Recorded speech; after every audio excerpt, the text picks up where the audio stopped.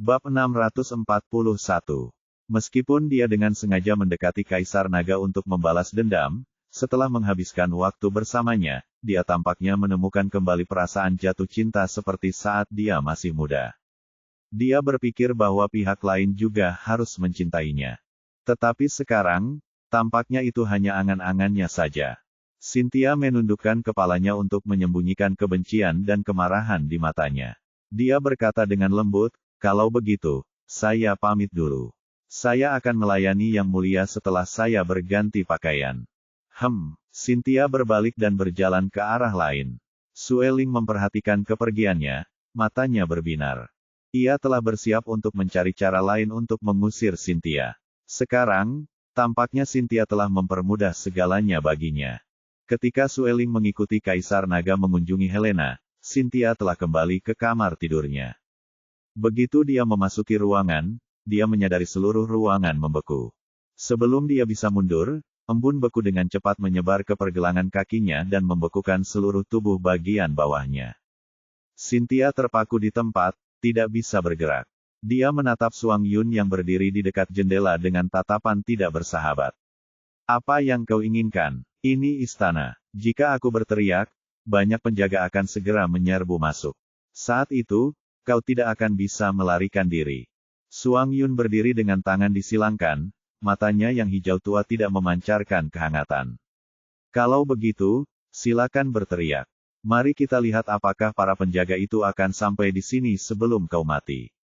Cynthia langsung berhenti berbicara. Suang Yun bertanya, "Di mana kamu menyembunyikan barang-barang Huan-Huan? Apa yang kamu bicarakan? Aku tidak mengerti. Jangan coba-coba pura-pura bodoh. Ciril mengambil semuanya dari Huan-Huan. Ciril selalu mendengarkanmu. Kau pasti punya semua itu." Mata Cynthia melirik ke sekeliling. "Kapan Ciril menculik Lin Huan-Huan? Mengapa aku tidak tahu tentang itu? Mungkin ada kesalahpahaman. Biarkan aku pergi dulu dan kita akan bicara." Suang Yun mengabaikan pertengkarannya dan berkata dengan dingin, "Sekarang kau hanya punya dua pilihan. Serahkan saja mereka atau kau akan dibekukan menjadi patung es. Pilih saja." Cynthia tiba-tiba tersenyum kejam. "Aku ingin memilih opsi ketiga, di mana kamu mati." Begitu dia selesai berbicara, Ciril menerobos jendela dan menusukkan bilah pedang di tangannya ke arah Suang Yun. Suang Yun berguling di tanah dan menghindari serangan mendadak itu. Dengan lambaian tangannya, duri es yang tak terhitung jumlahnya segera muncul dari tanah dan menusuk Ciril. Kedua belah pihak bertarung dengan sengit. Mereka membuat banyak keributan, mengejutkan para penjaga yang berpatroli di dekatnya. Para pengawal bergegas datang saat mendengar berita itu. Cynthia langsung berteriak kepada mereka, "Binatang buas ini adalah pembunuh yang telah melukai sang putri. Cepat tangkap dia." Huan-Huan dan Bai Di menunggu di penginapan hampir seharian. Saat matahari hampir terbenam, Suang Yun dan Sueling akhirnya kembali. Mereka berdua tampak sangat gelisah. Terutama Suang Yun. Dia bergegas masuk ke ruangan dan berteriak sekeras-kerasnya, "Lari!" Huan-Huan tampak bingung. "Kita mau kemana?" Suang Yun mendorong jendela hingga terbuka dan memberi isyarat agar dia melihat sendiri. Huan-Huan membungkuk dan melihat langit dan tanah di luar dipenuhi tentara. Sueling yang tidak tahu malu itu masih tertawa. "Kita tidak hanya merebut kembali Little Lotus dan gelang kristal hijau, tetapi kita juga membawa kembali banyak musuh. Apakah kamu terkejut? Apakah kamu terkejut?" Huan-Huan. Kejutannya begitu besar, sampai dia merasa jantungnya berhenti berdetak. Musuh telah mengepung penginapan kecil itu. Jelas mustahil bagi mereka untuk keluar melalui pintu depan. Sueling berubah menjadi burung kondor dan terbang keluar jendela bersama mereka bertiga. Ia mengepakkan sayapnya dan segera melarikan diri keluar kota. Huan-Huan berteriak ke arah angin, "Mengapa ada begitu banyak pengejar? Apakah kamu merobohkan rumah-rumah mereka ketika kamu mengambil kembali Little Lotus dan gelang kristal hijau?" Suang Yun menggaruk pipinya. "Aku tidak merobohkan rumah itu. Aku hanya tidak sengaja membunuh beberapa pengawal naga." Sueling menambahkan, "Lagi pula, Kaisar Naga sudah tahu bahwa kita telah membuat putrinya cacat mental." Huan-Huan mengacungkan jempol padanya. "Bagus sekali. Kita harus melarikan diri ke ujung bumi kali ini." Egi melompat ke atas kepalanya dan berteriak kegirangan. Kicauan, kicauan. Baidi menoleh ke arah pasukan naga di belakangnya dan mengangkat tangannya untuk melemparkan sambaran petir. Dua pengejar yang paling dekat dengan mereka tersambar petir. Mereka berteriak dan tiba-tiba jatuh, menghilang ke dalam hutan luas di bawah. Huan-Huan melepaskan bunga kupu-kupu. Bunga kupu-kupu biru ungu mengepakkan sayapnya dan menyerbu ke arah pasukan naga di belakang mereka. Penglihatan para prajurit naga terganggu dan mereka terpaksa melambat. Pada saat mereka akhirnya mengusir kupu-kupu itu, keempat binatang itu sudah lama pergi. Jumlah mereka banyak sekali, tetapi mereka tetap kehilangan sasaran. Ketika mereka kembali, mereka akan ditegur lagi. Namun, ini tidak ada hubungannya dengan Huan-Huan. Dia sedang sibuk mendidik dua binatang jantannya. Gadis kecil itu berdiri di tanah dan menatap tajam ke arah Suang Yun dan Sueling di depannya. Dia berkata dengan marah, "Kalian berdua hanya tahu bagaimana membuat masalah sepanjang hari. Sekarang, semuanya menjadi kacau." Suang Yun membalas dengan lugas, "Kami pergi ke istana untuk mencari Cynthia untuk membantumu mendapatkan kembali gelang dan Little Lotus. Bukan saja kamu tidak tersentuh, tetapi kamu juga menyalahkan kami. Seperti yang diharapkan, Baidi adalah satu-satunya orang di hatimu." Sueling tersenyum sinis. Dia memberikan cincin utama itu kepada Baidi. Baidi adalah harta karunnya. Kita bukan apa-apa di matanya. Menurutku, kita seharusnya tidak kembali sekarang. Jika kita tertangkap, mungkin dia akan menitikkan air mata untuk kita. Lupakan saja. Sebaiknya kita pergi. Tidak ada tempat untuk kita di keluarga ini. Yang lain lebih menyukai pendatang baru daripada yang lama, tapi dia hanya memperhatikan yang lama. Kami, para pendatang baru, hanyalah orang-orang yang tidak berguna. Hatiku sakit. Aku merasa tidak bisa bernapas. Lebih baik aku mati saja. Huan-Huan, saya hanya mengatakan beberapa patah kata, tetapi kedua orang ini bertingkah seolah-olah mereka dirasuki oleh Ratu Drama. Jika mereka diberi naskah, mereka berdua bisa mendapatkan Oscar. Suang Yun dan Sueling terus berteriak bahwa mereka ingin meninggalkan wanita tak berperasaan ini, tetapi keempat kaki mereka tampaknya telah berakar. Mereka tetap terpaku di tanah dan tidak bergerak untuk waktu yang lama. Huan-Huan tidak bisa membantah mereka, jadi dia hanya memalingkan kepalanya. Sueling mencengkeram dadanya, nadanya dibuat-buat semaksimal mungkin. "Sudah berakhir. Kau bahkan tidak mau melihat kami sekarang. Apa kau tidak mencintai kami lagi?" Sebelum Huan-Huan sempat membantah, Sueling berbalik dan menarik Egi ke dalam pelukannya. Air mata sedih mengalir dari sudut matanya. "Egi, ibu tidak menginginkan kita lagi. Ayah akan membawamu pergi sekarang." Egi mengepakkan sayapnya dengan keras. "Berkicau, berkicau, berkicau. Jika kau ingin pergi, pergilah. Aku tidak akan pergi." Bab 642. Mengabaikan penampilan Sueling, Huan-Huan mengulurkan tangannya ke Suang Yun. "Mana Little Lotus dan gelangnya?" Suang Yun mengeluarkan peci dan gelang kristal hijau, lalu melambaikannya di depannya. "Apakah kamu menginginkannya? Kalau kamu menginginkannya, mohon saja padaku." Sebagai wanita era baru yang punya cita-cita dan prinsip, bagaimana mungkin dia bisa tunduk pada paksaan pihak lain? Dia berkacak pinggang, mengangkat kepalanya, dan melotot agresif ke arahnya. Aku mohon." Pada akhirnya, dia tetap menyerah. Suang Yun terus mengajukan syarat. "Kamu harus mengakui bahwa kamu telah melakukan kesalahan." "Apa kesalahan yang telah aku perbuat?" Suang Yun meninggikan suaranya. "Cincin itu. Kamu memberikan cincin utama kepada Baidi, sementara kami bertiga mengenakan cincin sekunder. Apakah kamu tidak salah karena bersikap bias?" Sueling berhenti main-main. Dia menajamkan telinganya dan menunggu jawaban Huan-Huan. Alasan mengapa dia dan Suang Yun secara khusus berlari ke istana untuk mencari Cynthia hari ini adalah untuk mendapatkan kembali Little Lotus dan gelang kristal hijau. Mereka ingin menggunakan kesempatan ini untuk membuat Huan-Huan mengerti bahwa mereka berdua tidak lebih lemah dari Bai di dalam hal kekuatan dan perasaan mereka terhadapnya. Mengapa Baidi harus mendapatkan pengakuannya dan memakai cincin induk yang luar biasa sedangkan mereka berdua hanya bisa memakai cincin sekunder? Huan mencuri pandang ke arah Bai Di dan melihatnya tersenyum padanya. Tatapannya lembut, tetapi dia merasakan kulit kepalanya kesemutan. Nalurinya mengatakan bahwa jika dia berani mengakui kesalahannya karena membiarkan Bai Di mengenakan cincin induk, Bai Di akan menghajarnya nanti. Tadi malam adalah pelajaran yang berdarah. Huan tanpa sadar mengusap pantatnya, ragu-ragu. Apa yang harus saya lakukan? Sebelum dia bisa memikirkan jawaban yang sempurna, sebuah bayangan hitam tiba-tiba turun dari langit dan menukik ke arah Huan. Bai Di, Suang Yun, dan Sueling bereaksi sangat cepat. Mereka segera berubah menjadi bentuk binatang dan melindungi Huan di belakang mereka.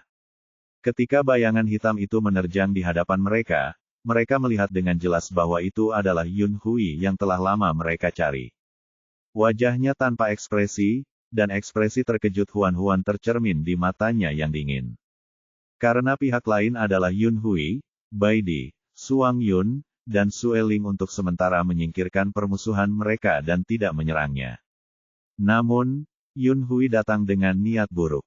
Dia berubah menjadi naga hitam di udara, dan tubuhnya yang besar menghantam Bai Di, Suang Yun, dan Sueling. Cakar naganya mencengkeram Huan dan membawanya ke langit. Sueling segera mengepakkan sayapnya dan mengejar mereka. Bai Di dan Suang Yun berlari di tanah untuk mengejar. Huan dicengkeram erat oleh cakar naga itu sehingga dia tidak bisa bergerak. Rambutnya yang panjang berkibar tertiup angin. Dia mencoba mengangkat kepalanya menghadapi angin kencang dan bertanya dengan suara keras, "Si hitam kecil, kemana kau akan membawaku?" Yun Hui tidak menjawab. Dia menerbangkannya melewati beberapa gunung tinggi sebelum mendarat di sebuah gunung tidak jauh dari Scarlet City. Itu adalah gunung berapi. Uap terus keluar dari gunung berapi itu. Bau belerang yang pekat melayang di udara, membuat Huan kesulitan bernapas. Dia terlempar ke tanah. Panasnya menjalar ke tanah, membuatnya panas. Kulit Huan memerah. Dia bangkit berdiri dengan susah payah, wajahnya merah karena panas. Naga hitam besar itu menatapnya, sambil memikirkan sesuatu. Suara dentingan logam terdengar. Huan melihat ke arah suara itu dan melihat Ciril muncul entah dari mana. Rantai panjang itu tergantung di pergelangan kakinya. Setiap kali dia melangkah, rantai itu berdenting. Cynthia duduk di bahunya. Bibir merahnya melengkung membentuk senyum puas. Lama tidak bertemu, gadis kecil. Huan menatapnya. Apa yang ingin kamu lakukan? Aku ingin membunuhmu terakhir kali, tetapi kau berhasil lolos. Kupikir kita tidak akan bertemu lagi. Aku tidak menyangka kau akan mengetuk pintuku lagi. Kau tidak akan seberuntung itu kali ini.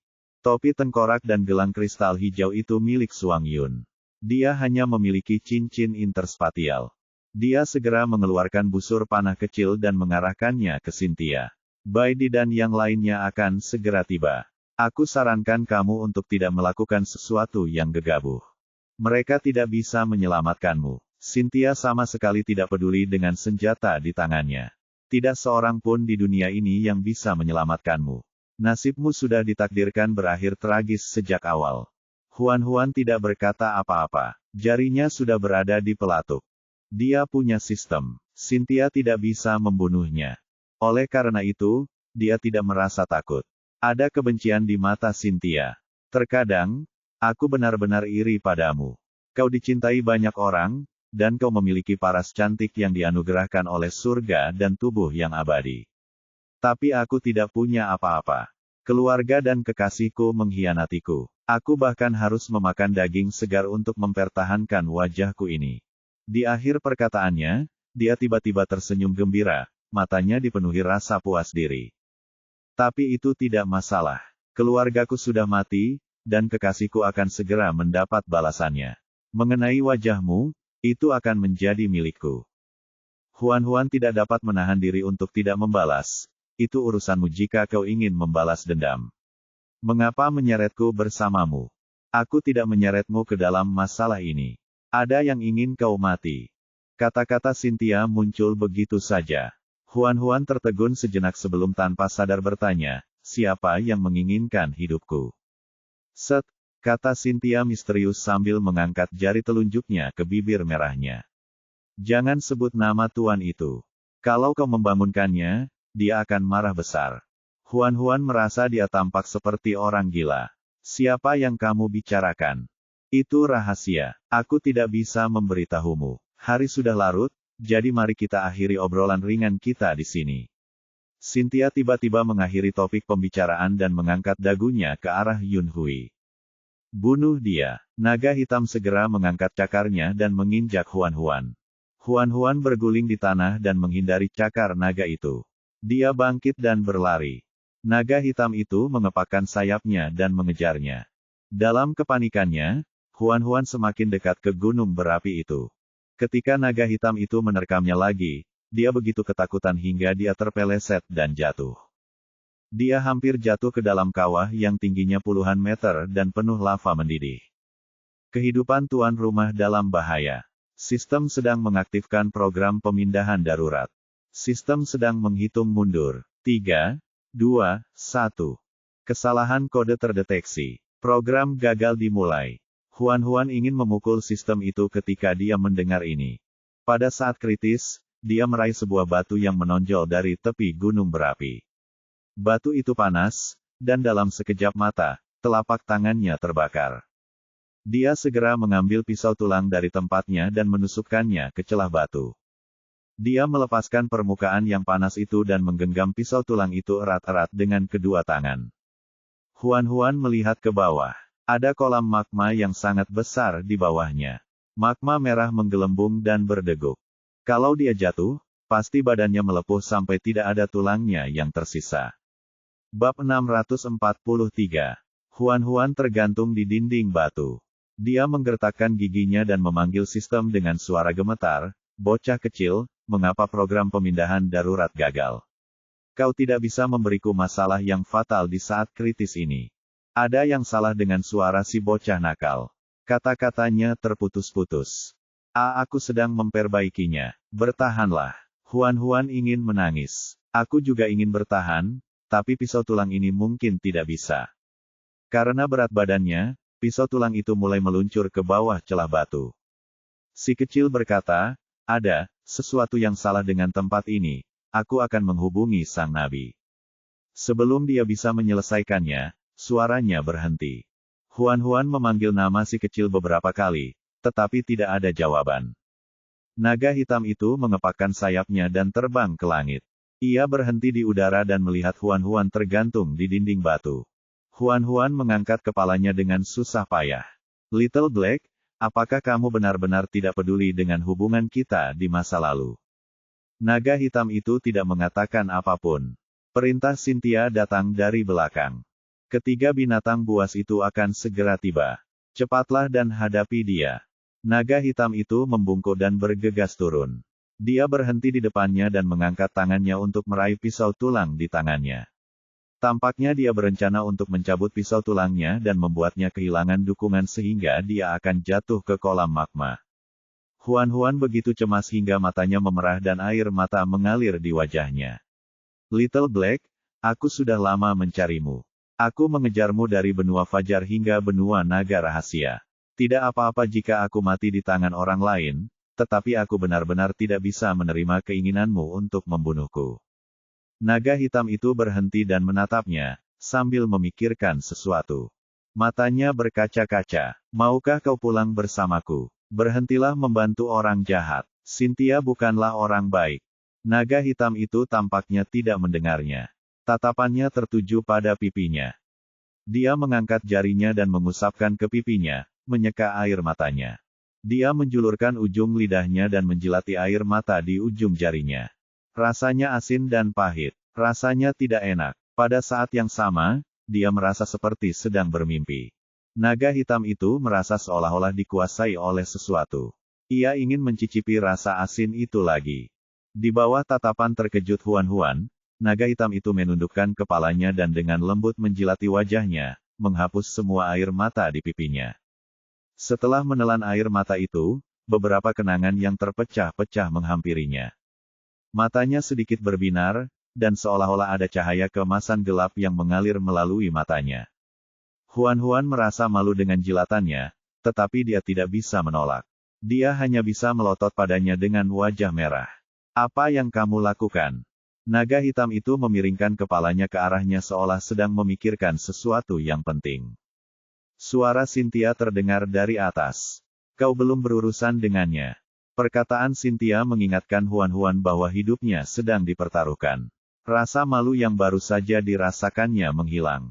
Huan-Huan menatap naga hitam itu, matanya memohon. Jangan bunuh aku, oke. Naga hitam itu membuka mulutnya dan berkata dengan suara tersendat, hu. Setelah sesaat terkejut, mata Huan-Huan langsung terbelalak. Dia bertanya dengan tidak percaya, apakah kamu mengingatku? Huan-Huan, naga hitam itu mengulangi namanya beberapa kali, pengucapannya menjadi semakin jelas setiap kali. Ini aku Huan-Huan. Kalau saja mereka tidak berada dalam situasi yang tepat, Huan-Huan pasti akan menerkam dan memeluknya untuk mengungkapkan kegembiraannya.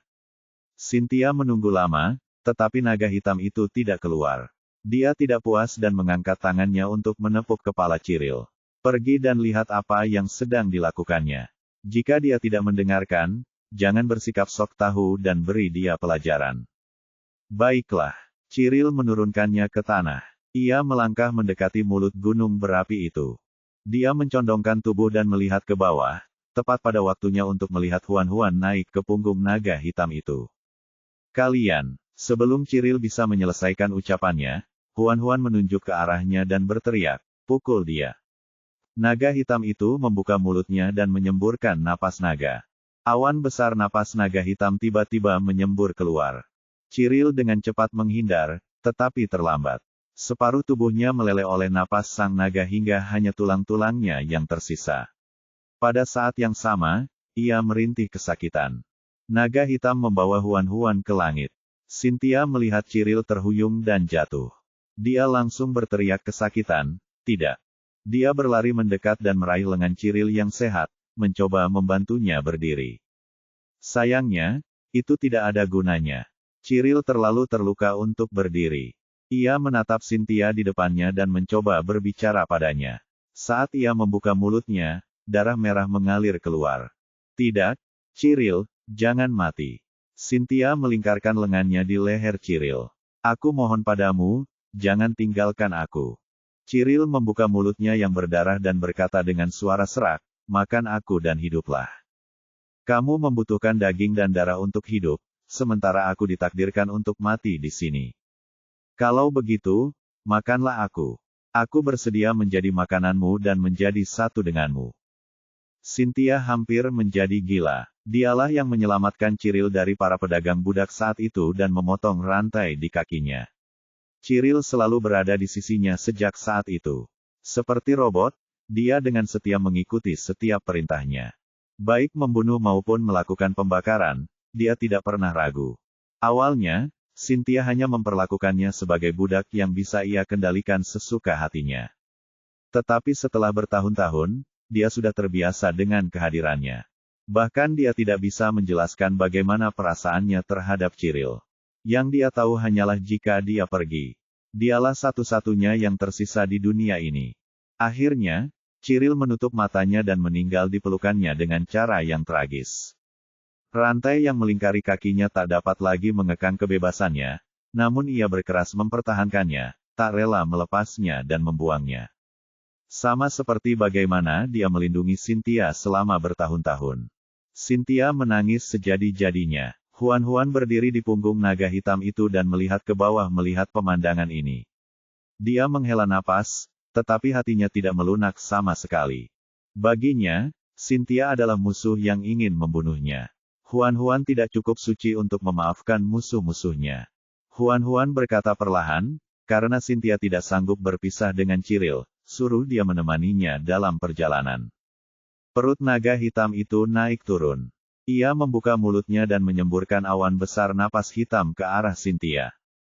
Pada saat yang sama, magma merah tiba-tiba menyembur keluar dari gunung berapi tersebut, dengan paksa menghalangi napas sang naga. Magma itu bertabrakan dengan napas sang naga, menghasilkan ledakan dahsyat yang mengguncang tanah. Separuh langit diwarnai merah oleh api. Huan-Huan memeluk leher naga hitam itu erat-erat. Ia menjulurkan kepalanya dan melihat ke arah mulut gunung berapi itu. Ia melihat sosok merah besar menjulang. Dia tampak sangat manusiawi. Namun setelah mengamatinya lebih dekat, dia menyadari bahwa itu bukan manusia. Apa-apaan itu? Tidak seorang pun dapat menjawab pertanyaannya. Cynthia melihat sosok merah itu dan menggigil. Dia melepaskan Cyril dan berlutut menghadap sosok merah itu. Ada ketakutan dalam suaranya. Tuanku. Bab 644. Reaksi Cynthia mengejutkan Huan. Yang mengejutkan Huan, sosok merah itu berbicara. Kau bahkan tidak bisa melakukan hal sekecil itu. Kau sudah sangat mengecewakanku. Cynthia gemetar ketakutan, wajahnya pucat. Huan merasa bahwa sosok merah itu bukanlah orang baik. Dia bertanya dengan suara rendah, si hitam kecil, bisakah kau mengalahkannya? Naga hitam itu berpikir sejenak. Itu akan sulit. Artinya dia hampir tidak mungkin bisa mengalahkan mereka, dan harganya akan tinggi. Huan tidak ingin naga hitam itu berada dalam bahaya dan segera mengambil keputusan. Ayo kembali dan cari Baidi dan yang lainnya. Naga hitam itu tidak meneruskan pertarungannya dan langsung berbalik untuk terbang menjauh. Akan tetapi, sosok merah itu tidak berniat membiarkan mereka pergi. Magma merah menyembur keluar dan menerkam naga hitam itu. Naga hitam itu segera berbalik untuk menghindar.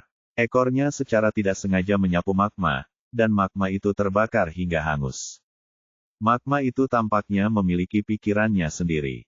Ia terbagi menjadi beberapa kelompok dan menyerang naga hitam itu dari kedua sisi. Naga hitam itu berkulit tebal, tetapi tubuhnya sangat besar. Tak lama kemudian, beberapa luka bakar muncul di tubuhnya. Gerakannya menjadi semakin tidak sabar, dan kecepatannya meningkat. Huan memeluk lehernya erat-erat untuk mencegah dirinya terlempar. Pada saat ini, Baidi, Suang Yun, dan Sue Ling akhirnya tiba. Ketika Sue Ling melihat sosok merah itu, ekspresinya berubah. Dia berkata pada Baidi dan Suang Yun, lindungi Huan. Begitu dia selesai berbicara, Sue Ling menanggalkan pakaiannya dan berubah menjadi burung kondor. Dia melebarkan sayapnya dan melesat ke langit. Burung kondor merah menyala itu membuat setengah lingkaran di udara. Sambil berteriak panjang, ia membungkuk dan melesat turun. Sayapnya yang besar membawa api saat ia menyapu magma. Naga hitam itu memanfaatkan kesempatan itu untuk keluar dari kepungan dan mendarat di samping Baidi dan Suang Yun. Huan meluncur turun dari punggungnya dan menceritakan apa yang baru saja mereka alami. Baidi dan Suang Yun lega melihatnya selamat. Suang Yun mengembalikan gelang kristal hijau dan kopiah itu padanya. Naga hitam itu terbang ke langit untuk membantu Sue Ling menghadapi sosok merah itu. Cynthia ingin mengambil kesempatan untuk melarikan diri dengan tubuh Cyril, tetapi Suang Yun menemukannya tepat waktu. Suang Yun bergegas maju dan menghalangi jalannya. Cynthia membuang botol obat itu. Cairan obat ungu lengket itu mengembun menjadi monster yang menerkam Suang Yun. Namun, sebelum monster-monster ini bisa menyentuh Suang Yun, mereka semua membeku menjadi patung es. Meskipun monster-monster ini tampak mengerikan, mereka sebenarnya terbuat dari cairan obat. Selama mereka mengandung air, mereka bisa dibekukan menjadi es. Monster-monster di depannya ini tidak terkecuali. Dalam hal kekuatan, Cynthia bukanlah tandingan Suang Yun. Belum lagi, dia membawa sisa-sisa jasad orang yang sudah meninggal bersamanya. Cynthia akhirnya berhasil dipukul mundur. Pada akhirnya, dia tidak punya pilihan selain mengeluarkan sebotol ramuan dan melemparkannya ke tanah. Seketika, kabut itu menghilang. Kabut ini beracun. Makhluk apapun yang menciumnya akan langsung kehilangan akal dan menjadi gila. Suang Yun merasakan ada yang tidak beres dengan kabut tersebut. Ia segera menutup mulut dan hidungnya, berusaha mencegah dirinya menghirup kabut tersebut. Namun, sudah terlambat. Ia merasa pusing. Penglihatannya perlahan kabur, dan anggota tubuhnya mulai tidak patuh. Huan segera menyuruh Baidi menyeretnya keluar. Dia menggigit jarinya dan memeras darah ke dalam mulut Suang Yun, memaksanya menelan. Tak lama kemudian racun dalam tubuhnya dinetralisir. Suang Yun kembali normal. Dia bangkit dari tanah dan mencoba menerobos kabut, tetapi Baidi menghentikannya. Kau akan tetap diracuni jika kau masuk lagi. Jangan sia-siakan darah Huan. Suang Yun marah. Aku hampir menangkapnya. Bai Di menghiburnya. Kita masih punya waktu. Kita bicarakan nanti. Ketika kabut berangsur-angsur menghilang, tubuh Cynthia dan Cyril menghilang. Di langit, Sueling dan naga hitam masih bertarung melawan sosok merah. Percikan api beterbangan ketika kedua sisi bertabrakan dari waktu ke waktu. Huan bertanya, menurutmu, siapa di antara mereka yang akan menang? Bai Di berpikir sejenak. Sueling dan Yun Hui seharusnya bisa menang. Ternyata, dia benar. Pada akhirnya, Sueling dan Yun Hui bekerja sama untuk menghancurkan sosok merah itu. Lahar berhamburan kemana-mana. Suang Yun dan Bai Di melindungi Huan di belakang mereka agar dia tidak terbakar. Sebelum sosok merah itu menghilang, dia mengeluarkan suara dingin yang tidak nyaman. Sueling, lama tak berjumpa. Aku ingin tahu apakah kamu akan menyukai hadiah besar ini hari ini. Suku kata dari kata terakhir beriak keluar sebelum menghilang. Huan sangat terkejut. Sueling kenal pria misterius itu. Bai Di dan Suang Yun menyatakan bahwa mereka tidak tahu. Pada saat yang sama, gunung berapi itu tiba-tiba berguncang dan lava terus menyembur keluar. Itu letusan gunung berapi. Huan teringat apa yang dikatakan sosok merah itu sebelum dia menghilang. Mungkinkah ini, hadiah besar, yang dia bicarakan? Sueling segera menggendong Huan. Ayo keluar dari sini. Mereka bergerak cepat. Mereka keluar dari gunung berapi sebelum magma menyebar. Kemanapun magma lewat, semua tumbuhan terbakar menjadi abu. Hewan-hewan yang hidup di hutan berlarian tak karuan. Beberapa dari mereka yang bergerak lebih lambat ditelan magma dan mengeluarkan suara melengking. Huan berbaring di bahu Sueling. Dia berbalik dan melihat hutan besar itu telah berubah menjadi lautan api dan abu dalam sekejap mata. Hatinya tak kuasa menahan rasa sedikit berat.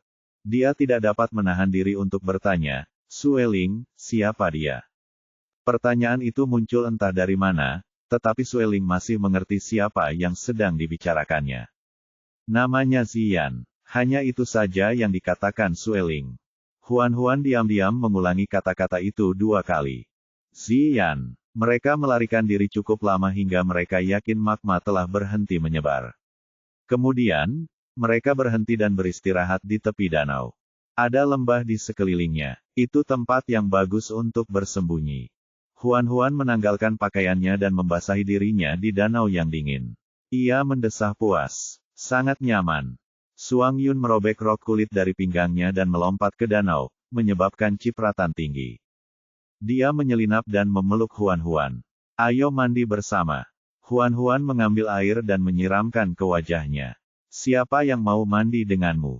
Tidak tahu malu. Lepaskan aku. Meski wajahnya basah oleh air, Suang Yun tetap memeluknya erat. Ia bahkan tertawa tanpa malu. Jika kau bergerak lagi, aku tidak akan bisa menahannya. Hehehe. Aku sekarang sudah menjadi gadis kecil di bawah umur. Apa kau benar-benar akan melakukannya? Aku orang mesum. Huan. Apalagi yang bisa dia lakukan saat dia bertemu dengan orang mesum yang belak-belakan seperti itu? Tentu saja, dia harus meminta bantuan dari luar. Bai Di, selamatkan aku. Bajingan ini ingin mengganggu anak kecil. Bai Di sedang sibuk memasak. Dia berkata kepada Sueling yang duduk di samping, bantu Huan.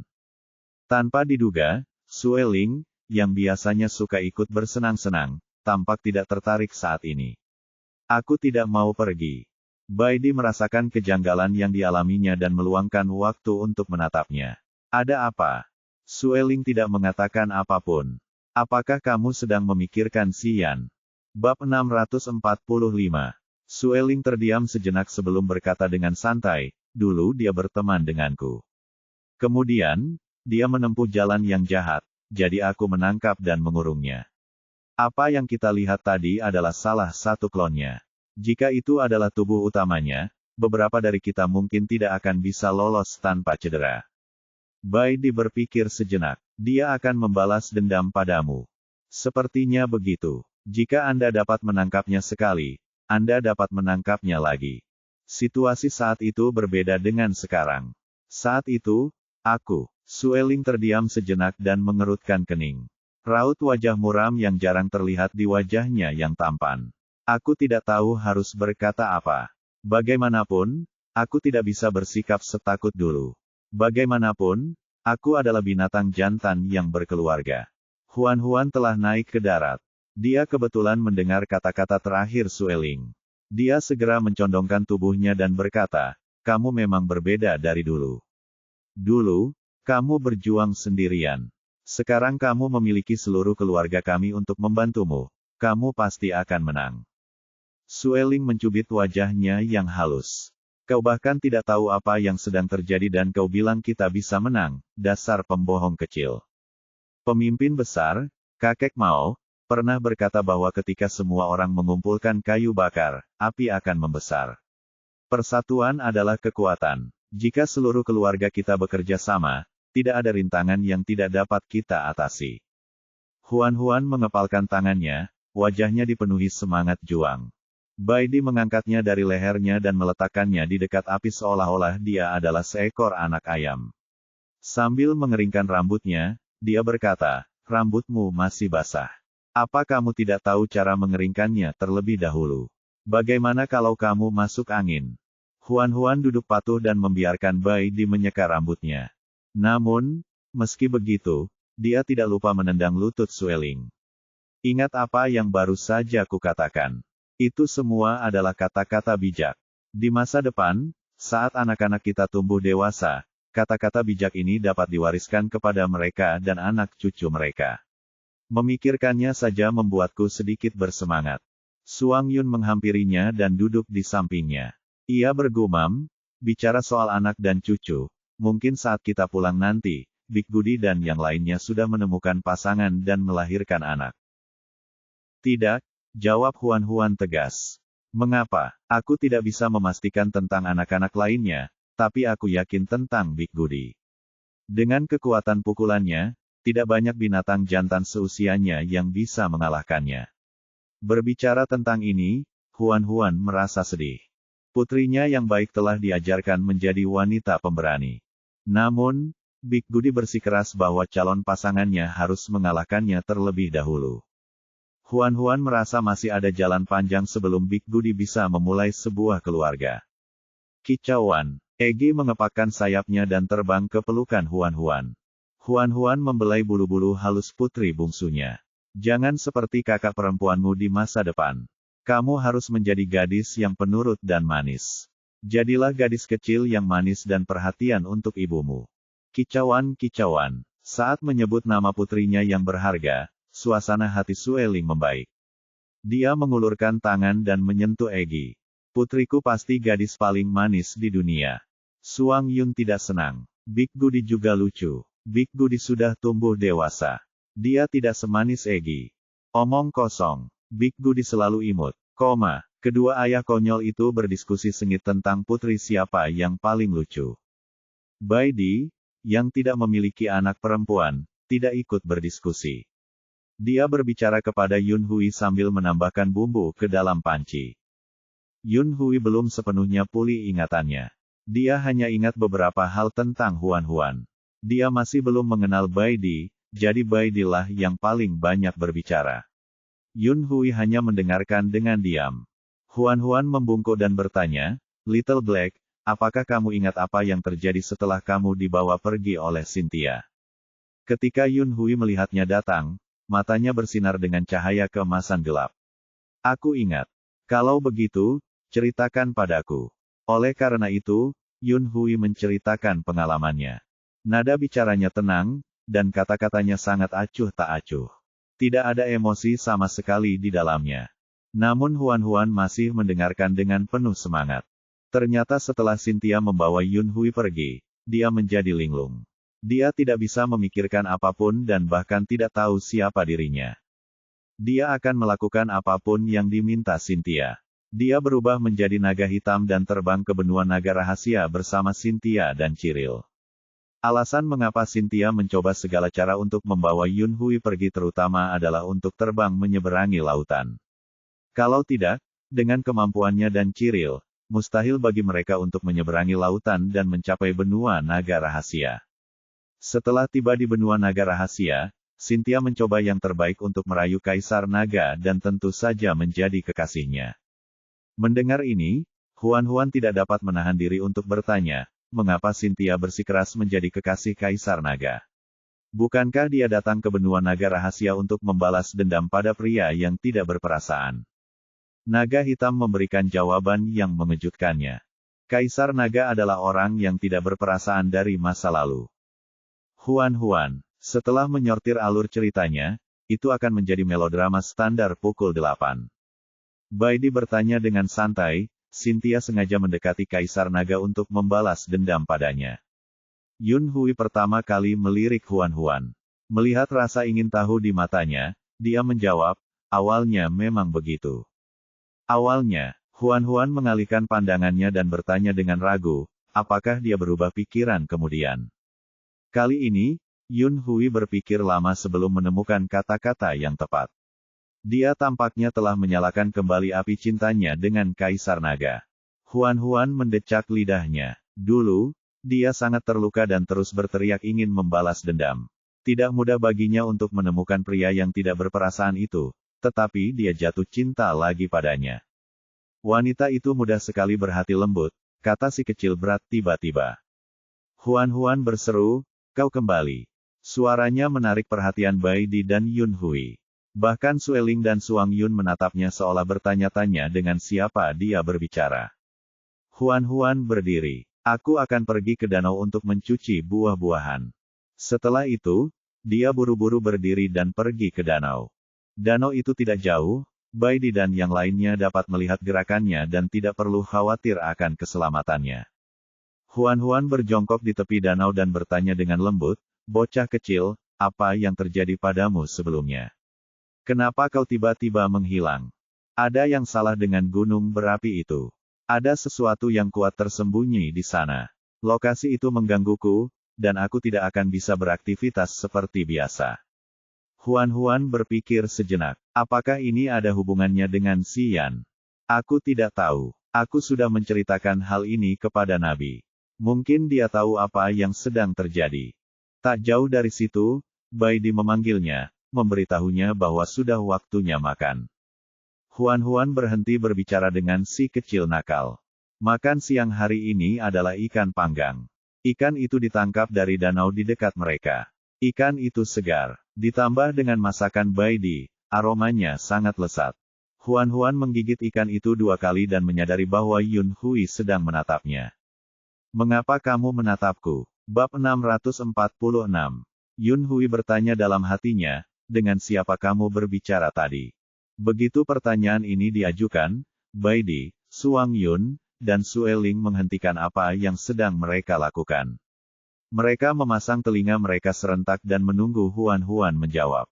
Mereka telah berdiskusi secara pribadi bahwa mereka tidak akan bertanya tentang masa lalu Huan atau menggali rahasianya. Seiring berjalannya waktu, keingintahuan mereka semakin kuat. Huan tidak tahu bagaimana menjawab dan hanya bisa berpura-pura bodoh. Apakah aku baru saja bicara? Ya, kamu bilang, kamu kembali, kata Yun Hui dengan yakin. Huan menggaruk pipinya, matanya bergerak-gerak. Ceritanya panjang. Aku akan menjelaskannya kepadamu saat kita kembali ke benua binatang dan bertemu dengan Nabi. Suang Yun sedikit terkejut. Apa hubungannya ini dengan Nabi? Dengan baik, Huan masih ragu-ragu untuk menjawab ketika Suang Yun tiba-tiba tampak kesal. Apakah kamu berhubungan dengan Nabi di belakang kita? Apa maksudmu, berhubungan? Persahabatanku dengan sang Nabi itu murni dan revolusioner, oke. Bantah Huan. Suang Yun tampak tidak percaya. Tidak peduli bagaimana Huan menjelaskan, dia tidak dapat menghentikan Suang Yun dari rasa cemburu. Insiden cincin sebelumnya belum juga mereda. Sekarang, ia menduga bahwa sang Nabi adalah saingan cintanya. Huan merasa frustrasi. Huan berkata, saya merasa dirugikan.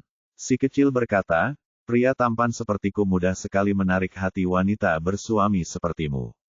Wajar saja jika orang lain salah paham. Seiring berjalannya waktu, kamu akan terbiasa dengan hal itu. Huan, dia tidak terhibur sedikit pun. Karena Yun Hui telah ditemukan, mereka tidak perlu lagi tinggal di benua naga rahasia. Keluarga itu bersiap untuk pulang. Pada saat yang sama, Cynthia sedang menghadapi krisis yang belum pernah terjadi sebelumnya. Dulu, untuk menjaga kemudahan dan kecantikannya, dia meminta Cyril untuk membantu menangkap gadis-gadis muda untuk dimakannya. Namun, Cyril sudah mati, jadi tidak ada orang lain yang mau membantunya melakukan hal-hal ini. Dia harus melakukannya sendiri. Namun, naga terlahir kuat. Bahkan naga betina jelas bukan lawan yang bisa dihadapi oleh peri seperti dia. Secara kebetulan, dia telah menghabiskan semua botol obat yang ada padanya. Dia tidak dapat menangkap gadis-gadis muda. Tanpa daging segar untuk dimakan, tubuhnya cepat rusak. Tak berdaya, Cynthia hanya bisa kembali ke Scarlet City sebelum penampilannya benar-benar menua. Ia berharap dapat menggunakan identitasnya sebagai kekasih Kaisar Naga untuk menangkap 1 atau 2 gadis lagi untuk dimakan. Tanpa diduga, dia baru saja memasuki Scarlet City ketika Alan menabraknya. Yang Mulia sedang mencarimu. Kembalilah bersamaku. Alan mengirimnya kembali ke istana tanpa penjelasan. Kaisar Naga telah mencari Cynthia kemana-mana selama 2 hari terakhir, tetapi tidak ada kabar. Ia merasa cemas. Sekarang setelah Cynthia akhirnya kembali, Kaisar Naga sangat senang. Ia bergegas menemuinya begitu mendengar kabar tersebut. Kaisar Naga mengetahui dari pelayannya bahwa Cynthia terluka dan kelelahan mental. Dia sedang beristirahat dan tidak dapat menemui siapapun. Setelah ragu sejenak, Sang Kaisar Naga tetap memutuskan untuk melihat Cynthia. Dia sangat merindukannya. Kaisar Naga membubarkan para pelayan dan berjingkat-jingkat ke kamar tidur. Dia mendekati tempat tidur tanpa suara. Cynthia sedang tidur di tempat tidur. Dia tidak tahu bahwa ada orang lain yang memasuki kamar, jadi dia tidak waspada. Ketika Sang Kaisar Naga membungkuk dan menatap Cynthia, dia menyadari bahwa kekasih cantiknya yang terbaring di tempat tidur telah berubah menjadi seorang wanita tua dengan kulit kendur dan rambut putih. Matanya terbelalak karena terkejut. "Anda," Cynthia terduduk mendengar suara itu. Ketika dia melihat Kaisar Naga berdiri di samping tempat tidur, dia berteriak dan buru-buru menutupi wajahnya. "Jangan lihat aku." Kaisar Naga menatapnya dengan tak percaya. "Apakah kamu benar-benar Cynthia?" Tak dapat menjawab, Cynthia hanya bisa menutup mukanya dan menangis. Keheningannya merupakan persetujuan diam-diam. Kaisar Naga tidak mengerti. "Apa yang terjadi? Mengapa kau menjadi seperti ini?" Cynthia masih menangis. "Jika kau tidak bicara, aku akan meminta seorang penyihir datang dan melihatmu." Status penyihir dalam ras naga mirip dengan dukun, tetapi mereka lebih ahli dalam ilmu sihir. Keterampilan medis mereka biasa-biasa saja jika dibandingkan. Dengan kondisi kesehatan Cynthia saat ini, dia pasti akan dicap sebagai pembawa kutukan jika ada penyihir yang melihatnya. Jantung Cynthia berdebar kencang, dan dia buru-buru memohon, "Saya diracuni, dan tubuh saya menua lebih awal. Namun, masih ada cara untuk menyelamatkan saya. Selama Yang Mulia dapat membantu menemukan 2 gadis muda untuk saya akan segera kembali normal." "Apa yang akan kamu lakukan terhadap gadis-gadis muda itu?" Cynthia menghindari tatapannya. "Aku hanya ingin meminjam sesuatu dari mereka." "Meminjam apa?" "Tidak perlu bagi Yang Mulia untuk mengetahui masalah pribadi seorang wanita, kan?" Kaisar Naga menatapnya dari atas ke bawah dengan curiga. Sejujurnya, dia terlalu jelek sekarang. Dia tidak ingin menatapnya lagi, tetapi karena hubungan mereka selama ini, dia memutuskan untuk memberinya kesempatan lagi. "Tetaplah di sini dengan patuh. Aku akan mencari naga betina muda yang cocok untukmu." Cynthia sangat gembira. "Terima kasih, Yang Mulia." Kaisar Naga tidak ingin melihat wajah jeleknya lagi. Setelah mengatakan ini, dia berbalik dan pergi tanpa ragu-ragu. Malam itu, Sang Kaisar Naga mengirimkan 2 naga betina muda. Sebelum kedua naga betina itu datang, mereka mendengar bahwa mereka datang ke sini untuk membantu mengobati kekasih Yang Mulia. Jadi setelah melihat Cynthia, mereka tidak terlalu memikirkannya dan tidak waspada terhadapnya. Mata Cynthia berbinar saat dia memandangnya. Seolah-olah seekor binatang buas telah melihat mangsa kesayangannya dan berharap bisa menerkam dan melahapnya. Malam itu kedua naga betina itu menginap di kediaman Cynthia. Cynthia diam-diam membius makanan mereka. Setelah mereka memakannya, mereka segera tertidur lelap. Saat tidak ada seorang pun di sekitar di tengah malam, Cynthia akhirnya tidak dapat menahan keinginannya untuk memakan daging segar. Dia menerkam salah satu naga betina dengan penuh semangat dan menggigit lehernya, melahap dagingnya. Sejak Helena menjadi gila, dia menjadi orang yang sangat berbeda. Dia telah berubah dari seorang putri yang sombong menjadi seorang yang gila. Kaisar Naga telah mengirim banyak pelayan untuk menjaganya, tetapi setiap kali Helena menemukan kesempatan, dia akan menyelinap keluar dari kamar tidur dan berlarian sendirian. Terkadang, dia tidak terlihat selama berhari-hari. Malam ini, Helena keluar lagi.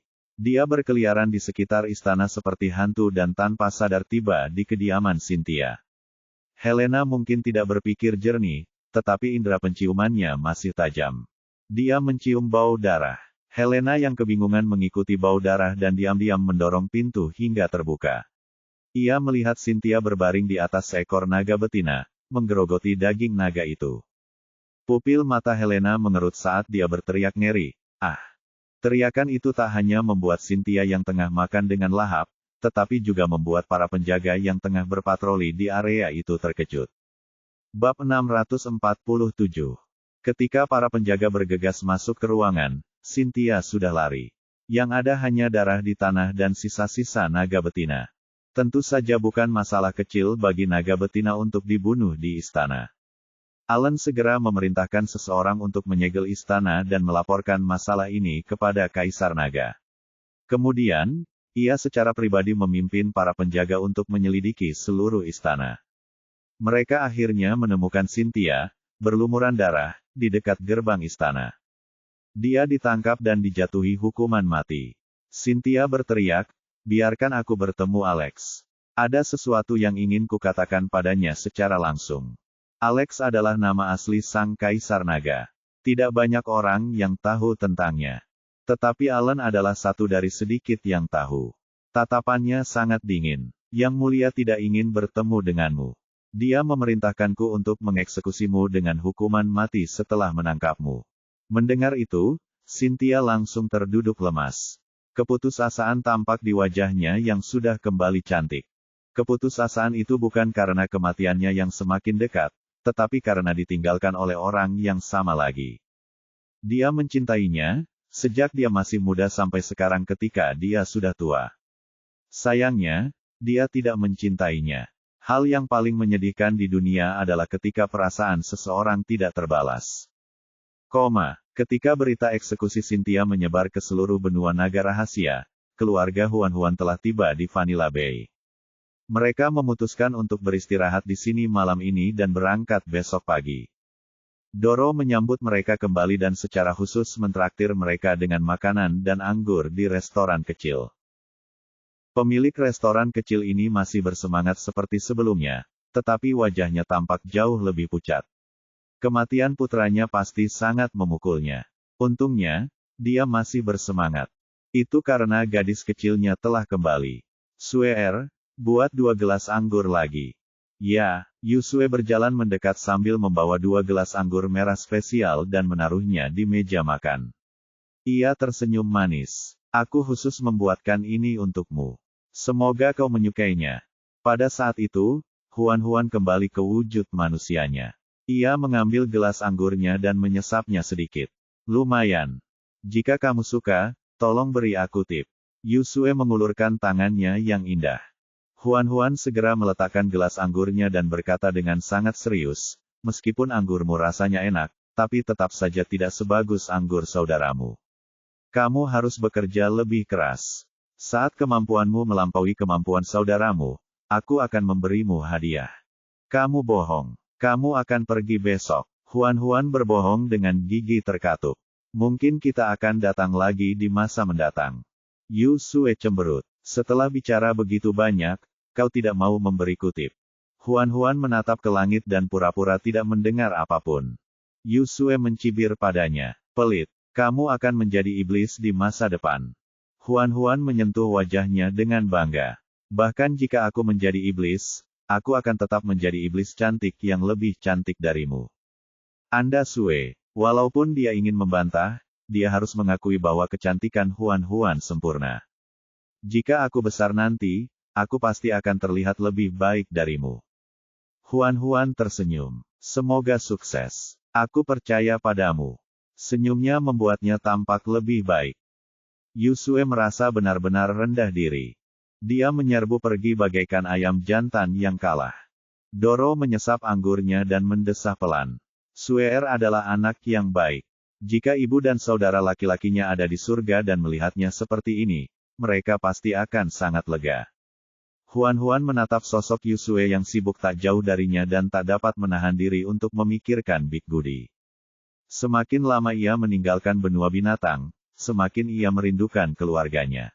Tidak lama setelah pemilik penginapan itu meninggal, penginapan itu diwariskan kepada keponakannya. Sekarang, penginapan kecil ini masih buka. Banyak pemburu yang datang dari tempat lain untuk memburu monster air menginap di sana setiap hari. Keluarga Huan menginap di penginapan kecil malam ini. Setelah malam tiba, Suang Yun mengeluarkan kartu poker dan memanggil Sue Ling dan Huan untuk bermain kartu. Yun Hui duduk di samping dan menonton. Bai Di duduk di kursi terdekat dan mempelajari peta laut di tangannya. Dia harus menemukan rute terpendek kembali ke benua binatang. Suang Yun dan Sue Ling adalah orang jahat. Taruhan yang mereka buat adalah yang kalah harus menanggalkan pakaian mereka. Huan tidak beruntung malam ini dan kalah 2 ronde berturut-turut. Dia hampir ditelanjangi. Dia hanya mengenakan pakaian dalam sekarang. Lengan telanjang dan kakinya yang indah terekspos, membuat Suang Yun dan Sue Ling tegang. Setelah kalah di ronde ketiga, Huan langsung melempar kartu di tangannya ke tempat tidur. Aku tidak akan bermain lagi. Aku sangat tidak beruntung hari ini. Suang Yun segera menariknya kembali. Bagaimana kamu bisa lari setelah kalah? Tatapan Sue Ling menjelajahi tubuhnya sambil tersenyum jahat. Bahkan jika kamu ingin lari, kamu harus menanggalkan pakaianmu terlebih dahulu. Huan hanya mengenakan bra dan celana dalam. Tidak peduli pakaian apa yang dia lepas, itu sama saja dengan telanjang. Dia menyilangkan lengannya dan tersipu. Aku tidak akan melepaskannya. Jika kau tidak melepaskannya, kami akan membantumu. Suang Yun bergerak untuk menerkamnya. Huan begitu ketakutan sehingga dia segera bersembunyi. Tren rambut trending langsung dari ahlinya gaya hidup. Kebetulan Yun Hui ada di belakangnya. Dia segera bersembunyi di belakangnya. Yun Hui bertubuh tinggi dengan bahu lebar dan kaki jenjang. Huan bersembunyi di belakangnya dan tubuhnya tertutup sepenuhnya. Suang Yun ingin berjalan memutari Yun Hui untuk meraihnya, tetapi Yun Hui mengulurkan tangan dan menghentikannya. Jangan menggertak dia. Mendengar ini, Suang Yun langsung geli. Aku berhubungan intim dengan istriku. Apa hubungannya denganmu? Yun Hui mengerutkan kening, tampak tidak senang. Dia tidak mau melepas pakaiannya. Suang Yun tahu bahwa ingatannya sekarang tidak lengkap. Mendengar perkataannya, dia tidak membantahnya.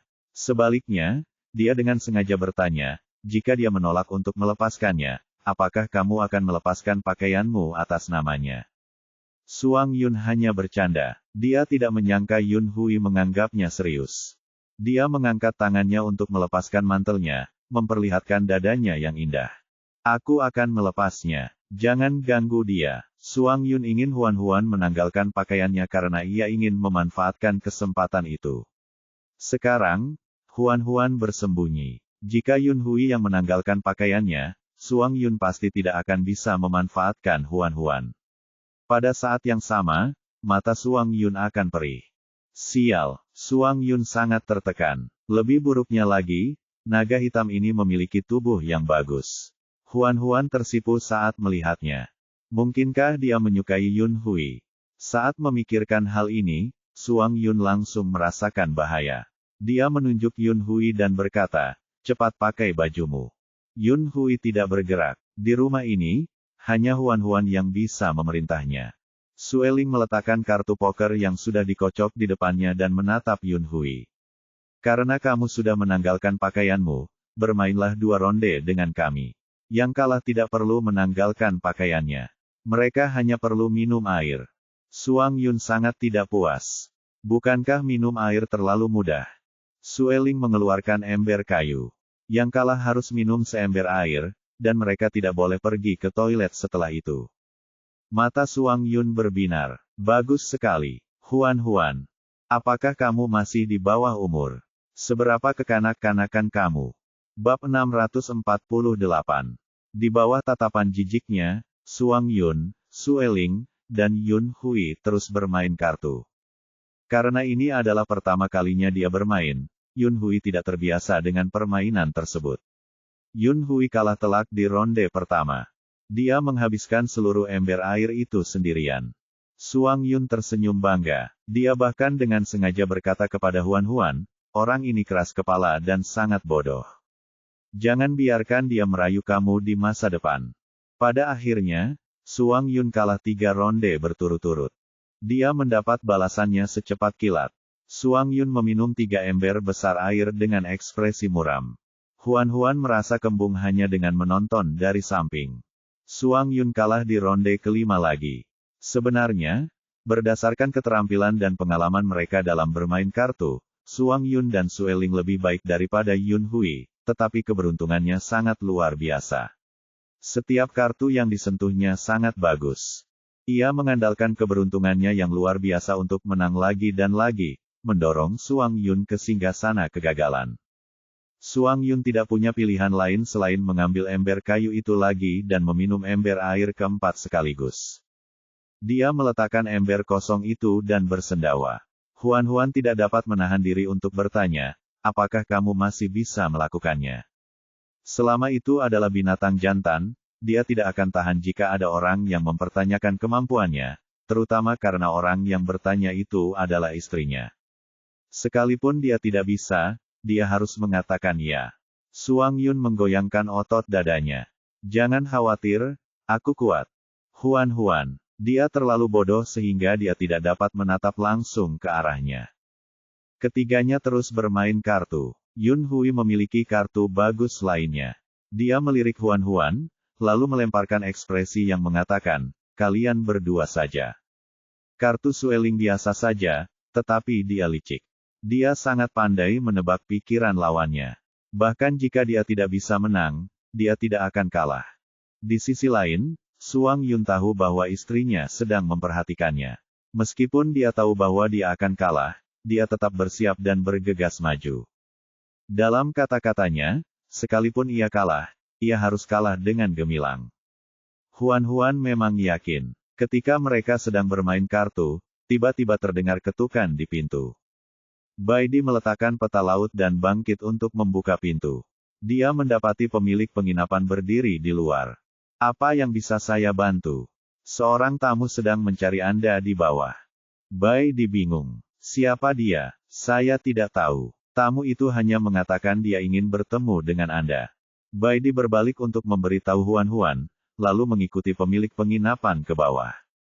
Dia melihat seorang pria berjubah hitam duduk di ruang tamu di lantai bawah. Pemilik penginapan itu menghadap pria itu dan berkata, orang yang Anda cari ada di sini. Pria itu tidak mengatakan apapun. Pemilik penginapan dengan bijaksana meninggalkan ruang penerima tamu. Baidi berjalan mendekat dan duduk di kursi di seberang pria itu. Kedua sosok itu saling berhadapan. Lelaki itu mendongak sedikit, memperlihatkan wajah yang aneh. Dari segi fitur wajah, orang ini sangat tampan, tetapi ada banyak pola merah gelap aneh yang tergambar di pipinya. Ditambah dengan pupil matanya yang putih keabu-abuan, dia tampak sangat aneh dan menyeramkan. Baidi mengamatinya tanpa mengubah ekspresinya. Bolehkah aku bertanya siapa kamu? Namaku Si. Aku punya adik laki-laki bernama Yan. Baidi berpikir sejenak, lalu bereaksi. Si Yan. Sudut mulut pria itu berkedut membentuk senyum kaku dan tersentak. Sepertinya Sueling sudah menceritakan tentang kami kepadamu. Baidi mengira Ziyan adalah satu orang, tetapi ternyata Ziyan adalah 2 orang yang berbeda. Matanya yang panas menyala. Banyak orang mengira Yan dan aku adalah orang yang sama. Padahal, kami adalah 2 orang yang berbeda. Yan lebih impulsif dan mudah tersinggung. Keputusannya untuk muncul di gunung berapi terakhir kali adalah keputusannya. Aku tidak bisa menghentikannya. Baidi mengerutkan kening. Kau tahu apa yang kupikirkan? Zi mengangkat tangannya ke pipinya. Pola merah gelap di pipinya sangat kontras dengan jari-jarinya yang pucat. Aku bisa membaca pikiran orang. Bai Di waspada. Sebelum dia sempat berbicara, Zi berkata, kamu tidak perlu terlalu gugup. Aku datang untuk berbicara denganmu. Tidak ada yang perlu kita bicarakan. Bai Di berdiri. Jika ada yang ingin kau bicarakan, aku bisa memanggil Sueling dan membiarkanmu menyusul. Jika Sueling datang, kita berdua tidak akan bisa mengatakan apapun. Bai Di mengabaikannya dan menuju pintu. Zi tidak bergerak. Apakah kamu tidak ingin tahu dari mana Lin Huan berasal? Bai Di berhenti. Zi tersenyum. Hatimu mengatakan bahwa kamu ingin tahu. Bai Di mengabaikannya. Zi tidak terlalu peduli dengan kewaspadaannya dan melanjutkan, kita sendirian di sini. Kau bisa duduk dan mendengarkanku. Jika kau pikir aku berbohong, kau bisa naik ke atas dan memeriksanya dengan betina kecilmu. Tatapan Bai Di tertuju padanya. Apa yang kamu inginkan? Sudah kubilang, aku hanya ingin bicara denganmu. Setelah itu, aku akan pergi. Aku pasti tidak akan mengganggu kehidupan cintamu. Bai Di masih ragu-ragu. Logikanya mengatakan bahwa ada yang aneh dengan pria di depannya. Dia harus segera pergi. Namun dia ingin mengetahui latar belakang Huan. Dulu, dia bisa menoleransi rahasia Huan dan mengabaikannya. Namun, seiring berjalannya waktu dan hubungan mereka semakin dalam, dia menjadi semakin khawatir tentang rahasia-rahasia kecilnya. Terutama latar belakangnya. Zi berkata pelan, jika aku jadi kamu, aku pasti akan mencari tahu masa lalu dan masa depan seorang wanita selama aku menyukainya. Dengan begitu, aku bisa menemukannya kemanapun dia pergi di masa depan. Jelas, dia tahu persis apa yang dipedulikan Bai Di. Dia paling peduli pada Huan. Ia khawatir wanita itu akan tiba-tiba pergi seperti terakhir kali, membuatnya bingung. Ia tidak tahu harus kemana meskipun ia ingin mencarinya. Suang Yun kalah 10 ronde berturut-turut, dan perutnya sudah membuncit karena air. Ia terkulai di tempat tidur dan berusaha berteriak, aku masih bisa minum. Ayo, lagi, aku pasti bisa mengalahkanmu. Huan tidak tahan lagi. Dia mengangkat tangannya dan menekannya ke perutnya. Air mengalir dari perutnya ke tenggorokannya. Suang Yun membuka mulutnya dan meludahkannya. Sueling segera memeluk Egi dan menghindar dengan ekspresi sombong. Tempat tidur ini milikmu malam ini. Dia benar-benar muntah di depan gadis kecilnya. Suang Yun merasa sangat malu. Dia bergegas keluar dari kamar dengan marah dan berteriak, kita lanjutkan setelah aku selesai buang air kecil. Huan sebenarnya ingin menguncinya di toilet agar dia tidak lagi membuat masalah. Yun Hui bertanya dengan acuh tak acuh, Bai Di belum kembali. Benar sekali, Bai Di sudah lama berada di sana. Kenapa dia belum kembali? Huan segera berdiri. Aku akan turun dan melihatnya. Yun Hui dan Sueling bangun pada saat yang sama. Kami akan pergi bersamamu. Itu hanya satu lantai di bawah. Huan tidak merasa ada bahaya, tetapi dia tahu itu tidak ada gunanya bahkan jika dia menolak. Mereka tidak akan membiarkannya keluar sendirian. Mereka bertiga meninggalkan kamar tidur dan turun ke bawah bersama-sama. Huan menemukan pemilik penginapan dan mengetahui bahwa Bai Di masih berada di ruang penerima tamu, jadi dia pergi untuk mengetuk pintu. Bab 649. Setelah menunggu lama, pintunya terbuka. Bai Di menatap 3 orang di luar pintu. Kenapa kalian ada di sini? Aku agak khawatir padamu karena kau belum kembali, jadi aku turun untuk melihatnya. Huan menjulurkan kepalanya dan melihat ke belakangnya. Bukankah mereka mengatakan ada tamu yang mencarimu? Di mana tamunya? Dia sudah pergi. Huan merasa aneh. Tapi pemilik penginapan tadi bilang kalau kamu sedang berbicara di sini. Dia baru saja pergi. Pemilik penginapan sedang sibuk, jadi dia tidak melihat. Bai Di berjalan keluar dari ruang penerima tamu. Jika tidak ada yang lain, ayo kita naik. Oh, baiklah. Bai Di menuntun Huan ke atas. Di belakang ada Sueling. Dia melirik ke ruang tamu dan kebetulan melihat bayangan hitam di sudut. Pada saat yang sama, bayangan hitam itu mendongak. Tatapan mereka bertemu. Sueling berhenti sejenak, lalu mengubah arah dan melangkah ke ruang penerima tamu. Namun, saat dia menyerbu masuk, bayangan hitam itu menghilang. Huan memperhatikan gerakannya dan berhenti untuk berdiri di tangga. Dia menoleh ke arahnya. Ada apa? Sueling mencari di seluruh ruang tamu dengan saksama, tetapi dia tetap tidak dapat menemukan jejak bayangan hitam itu. Dia hanya dapat meninggalkan ruang tamu dan berkata dengan senyum tipis, "Tidak apa-apa. Mungkin aku salah lihat tadi." Huan tidak mengerti apa yang dilihatnya, tetapi dia tidak tampak ingin mengatakan lebih banyak. Dia hanya bisa menahan keraguannya. Kelompok itu kembali ke ruangan. Suang Yun telah kembali dan berjongkok di tempat tidur, menyeka air yang tumpah darinya sebelumnya. Dia berkata kepada Huan, "Aku sudah membersihkan tempat tidur. Kita akan tidur bersama malam ini." Dulu, Sueling pasti akan mencari masalah dengannya di saat-saat seperti ini, tetapi malam ini, Sueling tidak mengatakan apa-apa. Dia terlalu pendiam. Huan tidak bisa menahan diri untuk tidak menatapnya. "Apakah suasana hatimu sedang buruk hari ini?" Sueling menggaruk dagunya. "Aku punya sesuatu untuk dilakukan malam ini. Biarkan Suang Yun tidur denganmu. Sudah malam. Apa lagi yang harus kamu lakukan?" Sueling menatapnya dan tersenyum, tetapi dia tidak menjawab. Huan bergumam, "Kalian semua punya rahasia. Kalian bahkan tidak bisa berbicara dengan baik." Sueling pura-pura tidak mendengarnya. Pada malam hari, dia tidur di kamar yang sama dengan Suang Yun. Baidi dan Suang Yun tidur di kamar sebelah kiri dan kanan, sementara Yun Hui tidur di seberangnya. Cuacanya panas, jadi Huan pergi mandi terlebih dahulu. Dia berjalan ke jendela dan mengeringkan rambutnya agar terhindar dari angin malam yang dingin. Suang Yun membungkuk dan memeluknya dari belakang. Dadanya yang berotot menempel erat di punggungnya. Panasnya meresap melalui kain tipis itu dan menyebar ke seluruh kulitnya.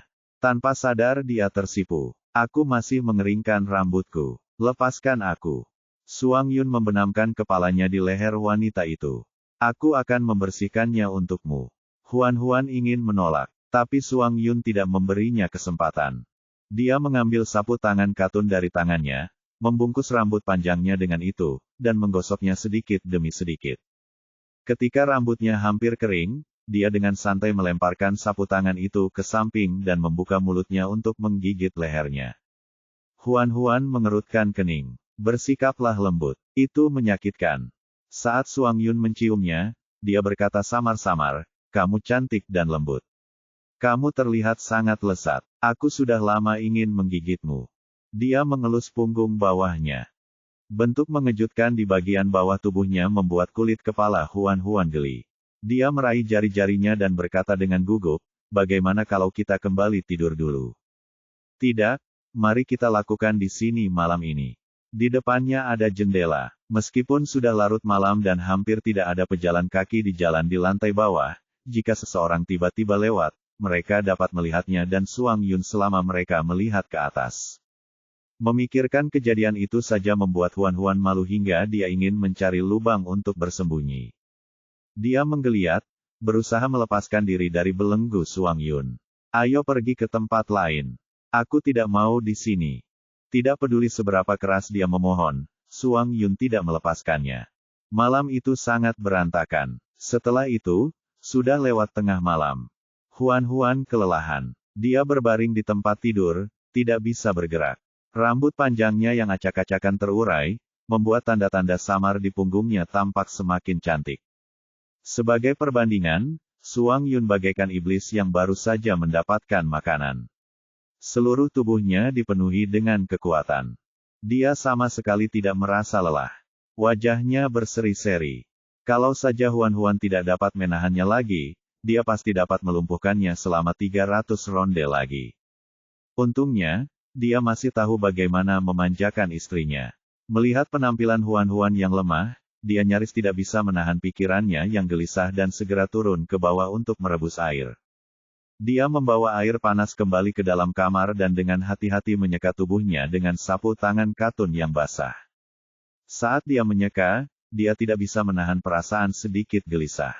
Cakarnya mulai tidak berfungsi lagi. Huan sangat lelah hingga dia tidak ingin menggerakkan satu jari pun. Dia menutup matanya dan membiarkan tangan Suang Yun menyentuhnya. Baru ketika jemarinya hendak menyentuh bagian yang penting, Huan membuka matanya dengan susah payah dan berkata dengan suara serak, apakah kamu hanya akan puas jika bisa membunuhku? Suang Yun segera mencabut cakarnya yang gelisah dan fokus membersihkan tubuhnya. Setelah selesai, rasa lengket di tubuh Huan Huan akhirnya hilang. Suang Yun mandi cepat-cepat dengan air panas yang tersisa. Dia lalu membawa ember kayu itu ke bawah untuk mengambil lebih banyak air.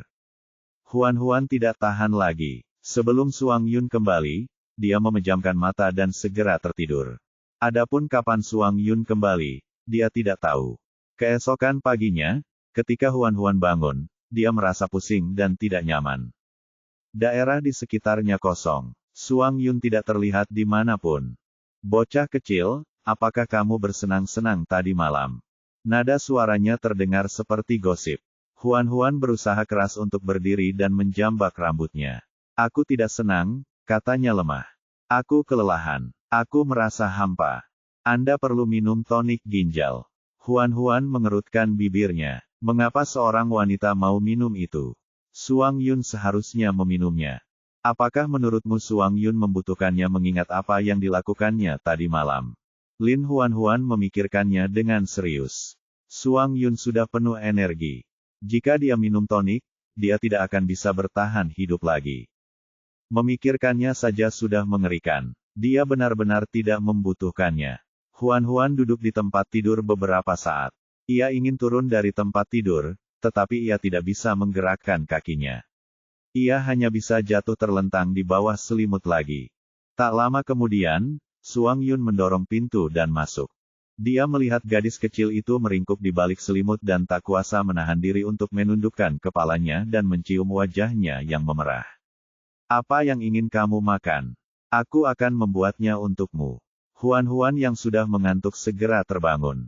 Dia tampak ketakutan. Tidak, tidak, tidak. Aku mohon padamu untuk tidak memasak. Suang Yun, apakah masakanku seburuk itu? Mereka tidak buruk. Mereka sangat, sangat buruk. Suang Yun. Dia menggertakkan gigi gerahamnya dengan keras. Bab 650. Saat Huan Huan tertidur lelap di pelukan Suang Yun, Sueling mengetuk pintu kamar Baidi. Baidi membuka pintu dan tidak terkejut melihat Sueling berdiri di luar. Mengapa kamu mencariku? Sueling masih terlihat santai, tetapi tatapannya penuh selidik. Siapa yang kau lihat di ruang tamu di lantai bawah tadi? Baidi menjawab dengan tenang, itu Zi. Mengapa dia datang menemuimu? Dia memberitahuku sesuatu tentang Huan Huan. Oh. Baidi menoleh sedikit. Masuklah dan kita akan bicara. Sueling masuk ke ruangan tetapi tidak duduk. Sebaliknya, dia terus bertanya, apa yang dia katakan? Dia bilang Huan Huan bukan dari dunia kita. Sueling tertegun. Dia juga mengatakan bahwa Huan Huan cepat atau lambat akan meninggalkan kita dan kembali ke dunia asalnya. Ekspresi Sueling berangsur-angsur berubah serius. Kau percaya padanya? Alih-alih menjawab, Baidi malah bertanya, apakah kamu percaya padanya? Sueling tidak menjawab. Suasana menjadi sunyi. Suasana menjadi sangat samar. Baidi tidak membiarkan suasana itu berlangsung lama. Awalnya aku tidak percaya, tetapi kemudian dia menunjukkan sesuatu yang membuatku percaya bahwa dia mengatakan yang sebenarnya. Apa yang dia tunjukkan padamu? Baidi berkata, masa lalu. Jika orang lain, Sueling akan berpikir bahwa kata-kata ini terdengar konyol, tetapi pihak lain adalah Zi. Sueling tahu betul metode Zi. Untuk menjadi lebih kuat, dia pernah mengorbankan tubuhnya kepada Dewa Iblis. Hasilnya, ia tidak menjadi manusia maupun hantu, tetapi ia juga memperoleh kekuatan yang tidak dapat dicapai oleh orang biasa. Misalnya, dia bisa melihat isi hati orang-orang dan mengetahui apa yang terjadi di masa lalu. Sueling bertanya, masa lalu siapa? Masa lalu Huan Huan. Sueling bertanya kepadanya tentang hal itu. Baidi menggelengkan kepalanya. Aku tidak bisa memberitahumu.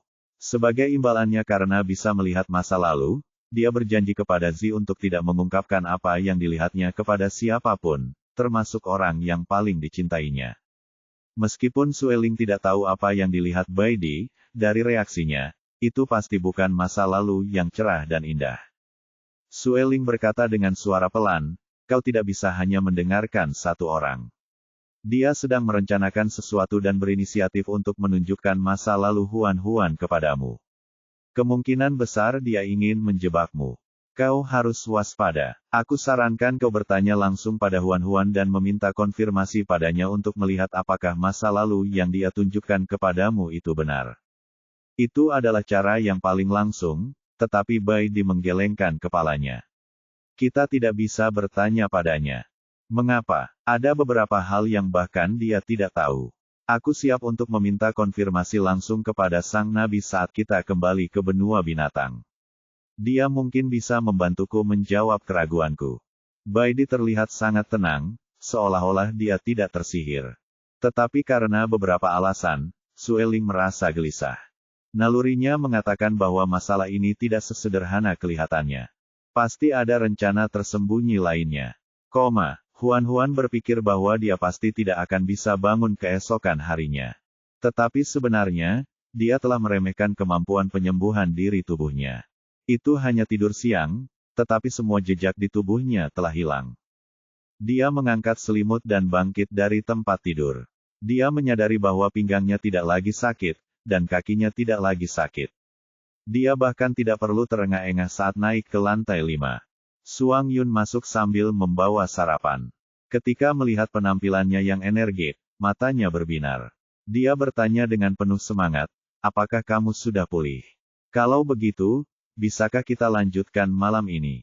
Tidak, pergi. Huan menyilangkan tangannya dan menolak dengan tegas. Suang Yun kecewa. Kalau saja dia punya ekor serigala di belakangnya, ekornya pasti terkulai sekarang. Sarapan hari ini adalah roti daging dan sup jamur. Setelah Huan mandi, dia memakan roti dan sup dengan lahap. Suang Yun mengemasi barang bawaannya di kamar. Setelah Huan makan dan minum sampai kenyang, Suang Yun sudah mengemasi barang bawaannya dan memasukkannya ke dalam kamarnya. Huan menyeka mulutnya. Di mana Bai Di dan yang lainnya? Mereka ada di bawah. Huan berlari menuruni tangga dan tersenyum saat melihat Bai Di, Sueling, dan Yun Hui. Selamat pagi. Sueling mendengus. Baumu seperti Suang Yun. Apakah kamu bersenang-senang tadi malam? Huan tersipu. Sueling berkata dengan masam, kau berisik sekali tadi malam. Aku bisa mendengarmu menangis dari kamar sebelah. Suang Yun tidak buruk, ya. Dia benar-benar bermain denganmu hampir sepanjang malam. Huan tidak berani menjawab. Dia mencondongkan tubuhnya ke depan Yun Hui dan bertanya bagaimana tidurnya tadi malam. Saya tidak tidur nyenyak pada paruh pertama tadi malam. Kenapa? Apakah karena selimut dan tempat tidurnya tidak nyaman? Kamu terus menangis. Aku khawatir Suang Yun akan menindasmu. Aku ingin membantumu, tetapi Bai Di menghentikanku di pintu. Yun Hui mengatakannya dengan serius. Huan merasa malu. Suang Yun telah menyiksanya terlalu keras tadi malam. Awalnya, dia menggertakkan giginya dan berusaha untuk tidak bersuara, tetapi kemudian, dia disiksa dengan sangat buruk hingga dia linglung. Dia hanya bisa menangis tanpa henti, berharap Suang Yun akan bersikap lebih lembut dan lebih lambat. Tanpa diduga, suaranya didengar oleh 3 pria lainnya. Bai Di mengusap kepalanya. Apakah masih sakit di sana? Suaranya menyenangkan, dan nadanya lembut, tetapi kata-katanya membuat Huan tersipu malu. Dia tidak berani menatap mata Bai Di. Sakit ini sudah tidak ada lagi, bisiknya. Suang Yun itu liar. Tidak ada batasan untuk apa yang bisa dia lakukan. Jika lain kali kamu merasa tidak nyaman, tolak saja dia secara langsung. Jangan terlalu khawatir, atau kamu akan mudah terluka. Huan mengangguk karena malu. Baiklah. Suang Yun yang baru saja turun ke bawah mendengar Bai Di dan meledaklah amarahnya. Dia bergegas mendekat dan menunjuk hidung Bai Di. Aku tidak akan membiarkan Huan terluka. Berhentilah membuat keributan. Bai Di menyingkirkan jarinya. Jika kamu sudah mengemasi semuanya, ayo kita pergi sekarang. Huan segera mengangguk. Apakah kamu ingin aku menggendongmu? Tidak, aku bisa berjalan. Meskipun begitu, Bai Di tetap menggandeng tangannya dan menuntunnya keluar dari penginapan. Suang Yun mengikuti mereka dengan marah dan terus bergumam, alasan mengapa aku menolak melepaskan Huan tadi malam adalah karena aku menyukainya. Aku ingin bersamanya selamanya dan berhubungan intim dengannya. Bagaimana mungkin aku menyakitinya? Huan tidak tahu apakah harus tertawa atau menangis saat dia menoleh ke arahnya. Jangan mengomel seperti orang tua. Kau membenciku karena aku sudah tua. Aku yang termuda dari keempat bersaudara.